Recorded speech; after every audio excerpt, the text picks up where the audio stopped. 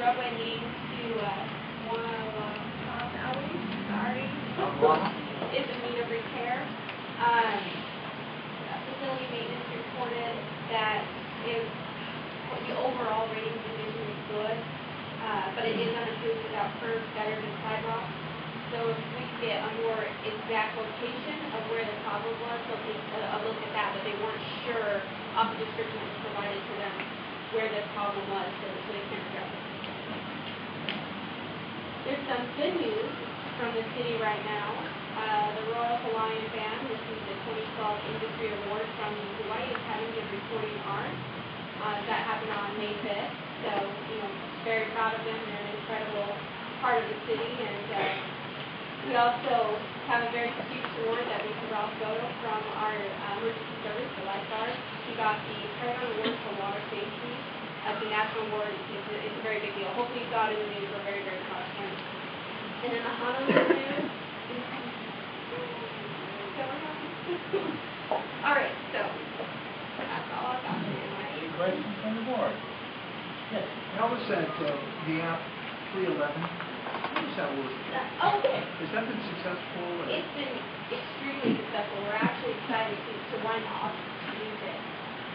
So it's smartphone. You download the app, and what it allows you to do is say you pass an abandoned car or something along those lines, you can snap a picture of it with the app, and it sends it directly to us. And the best part about it, this kind of goes to what we were just talking about, is it pinpoints the location. You can opt out of that if you think that that's too much information we're gathering, but it pinpoints the exact location of the problem, so we can go directly to it. Because one of the issues is you take abandoned cars, sometimes they're buried, and so we send a crew out there and they're driving up and down, and they can't find the exact location because they're not in their crossroads. So this eliminates that issue. And also, within our own internal system, when we get complaints, there's certain steps that have to happen in order for it to get to the right person. We're at 10,000 employee base, so a lot of people are involved. So this helps eliminate a few of those steps. So if we're streamlined, we can respond quicker, we can get answers. You also have confirmation that we received your complaint. Sometimes when we call or when we email, people are like, did they really did it? What happened? So this is important. So we also have several other apps that have gone out. One of the most successful ones is, don't make fun of me because it sounds funny when I say it, but it's Doug Us. Everyone teases me when I try to say it. I don't pull it off well. Anyways, my understanding of it is when you look at it, it basically will show you exactly where the bus is and my time. So if you're waiting, you're not wondering, did I miss the bus? Is it late? Is it stuck in traffic? You'll know exactly where it is. So it will help you schedule your event. Okay. I agree, the bus one is really good. But I don't know about the garbage. Me and Chris went on The Honolulu 311? Yeah, is that the one? Well, anyway, Chris went and took a picture of a boat on the side of the road with hazmat and a TV set that was by the Shopo headquarters down by Sand Island. We went back there. I went back there a week ago, and it's still there. And it was like there was danger tags on that hazmat. I was surprised that they didn't have hazmat crews down there going into that area, and it never got cleaned up. And I watched Chris photograph it and send the app out. So I'm flabbergasted that they're going and they're citing guys and occupying all this, and here's this guy living in the boat on the side of the road, and there's hazmat all over the place, and there's and nothing's done, and we sent out an app. So I'm kind of wondering if you could look into that. So is someone living in it, or is it abandoned? It's actually living in the boat on the side of the road, right next to Shoko Police Union Headquarters. So it's I have no personal knowledge of that particular case, of course, but my best recommendation is to continue to report it, but because someone is living in it, that may add additional issues, which I have no knowledge one way or the other about. I mean, there was broken TV sets on the side of the road. But to clarify, the Honolulu 311 only covers certain areas right now because it's been kind of a test to see how it's going to work. We didn't want to overwhelm our system. So if someone is living there, would not be covered by Honolulu 311. So that would have to go, if there's like an other miscellaneous category, which would take it down a different path for us. So I can't speak exactly how that works. The ones that are working the best are the ones that are specifically covered by the app, which is like abandoned vehicles. I think it's 7. I don't know them off the top of my head right now, I'm sorry. So that would take a different path, which may slow down the process and affect someone living in it. It is definitely going to raise, we're going to want to get help, we're going to want to get services in there to see what we can do. We're not just going to take this. This is not just one area, this is like on the road. Yeah, well, I don't know exactly specific, but that's the best I can do right now. Yeah, it's basically like almost 2 city blocks worth of garbage continuously. And it's like they were talking about a dump site, and it's already growing right there. There's an abandoned boat, we got trailers, batteries. We have city property that's actually been abandoned there. It's marked and tagged as city property. And it's just thrown out in the street. There's pallets of garbage that's sitting in the street. It's all over the place out there. So I mean, I see your point about someone who's living in the boat, but just like you see with Bill 54, they go around everybody, everybody and get everything else. So I don't see where the problem is with all the other miscellaneous garbage and stuff. SPO is based off of complaints, so it would be Well, there's several. based off how many complaints we're getting. So There's probably where 40 it's of at them. though, I don't know. I would have to check. I'd just like to report that I've had success with it. I cut it out right away. And the price for the city of county is $2,000 a year to run the system because it's based on operations. And I'm working with the state. And to cover the entire state would only be an additional $25,000 based on operations. The city is 500,000 a million is $50,000 a year. 5 million people is $75,000 per year. So as soon as you work out the bugs, we're going to cover the rest of the state. And every county can have their points, the national parks can have their points, DLNR can have their points, the military can have their points. So you just get all the bugs out, and then we'll... And this kind of information will help us iron out those issues. But it is working. It's just that I won't stay on top of it. They can handle it. They're saying we're going to add potholes to be a specific category next. But don't get out in the middle of traffic and take a picture, all right? What's the status of the landfill selection?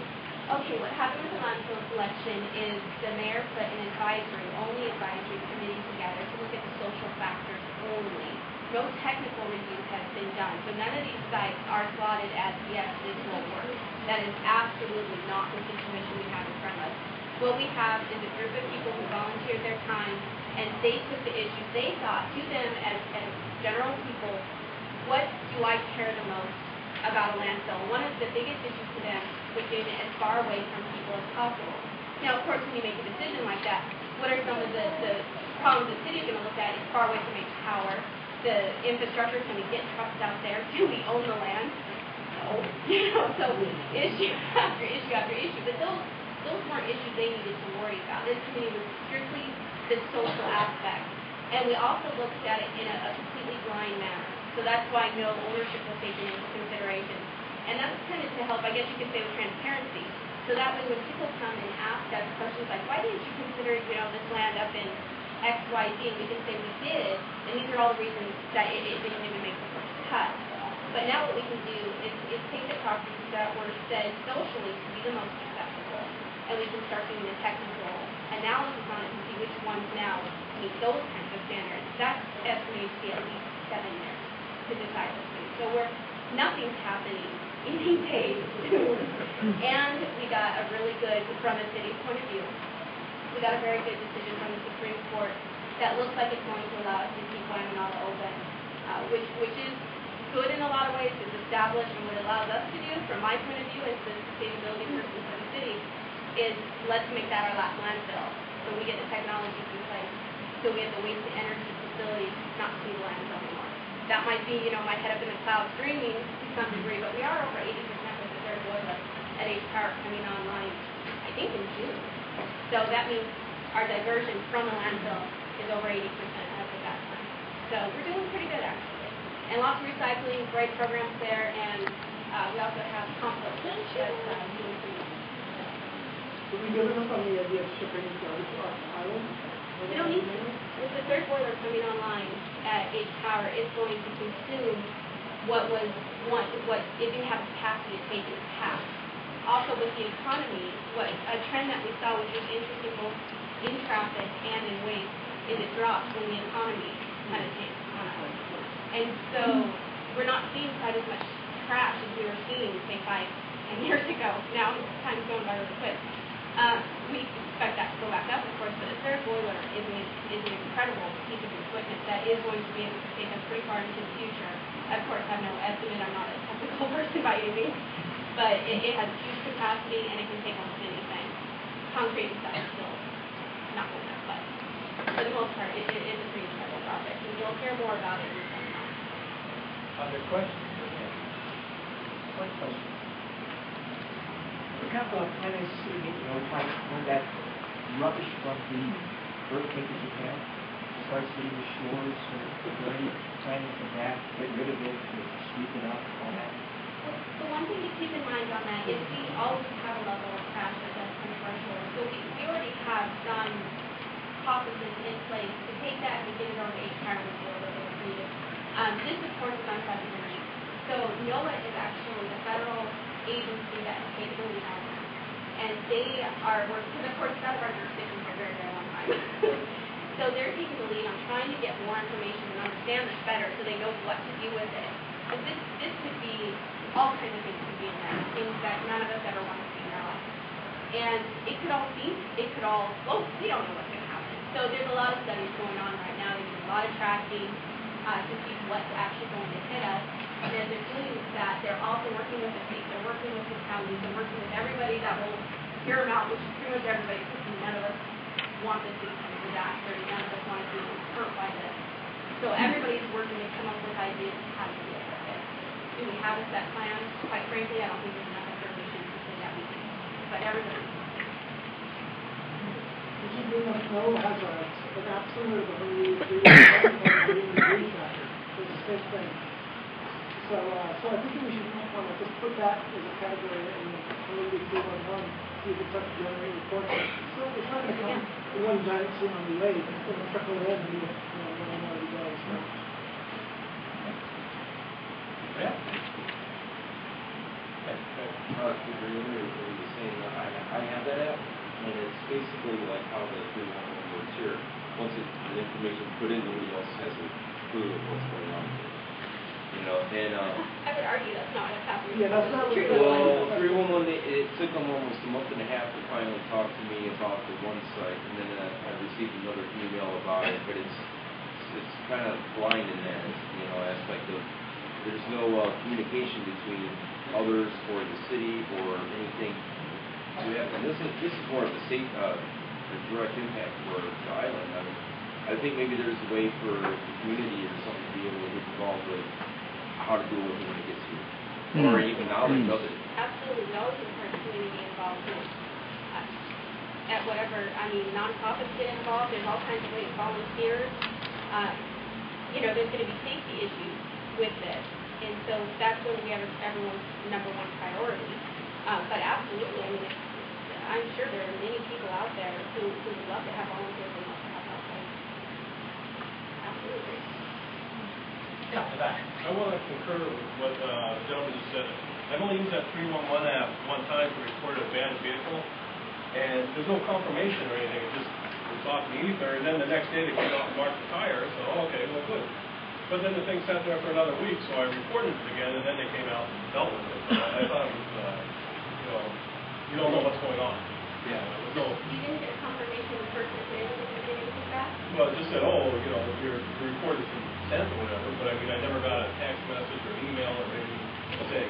Now, I have to admit, I haven't actually gone out and done it myself, so I am dependent here on what they told me from other people in the city. Is there a box that you check that says if you want to have a response?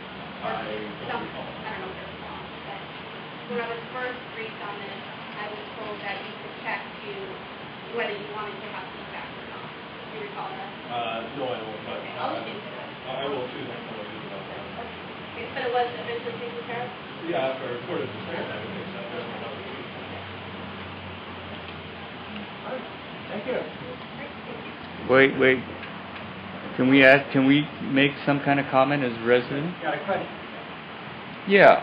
Oh, it has only be a question? Well, And I don't know if I should ask you or the chair, Steelquist, but if you can ask the mayor, since Occupy Honolulu is in this neighborhood area, there are always issues about it. It's always on the agenda.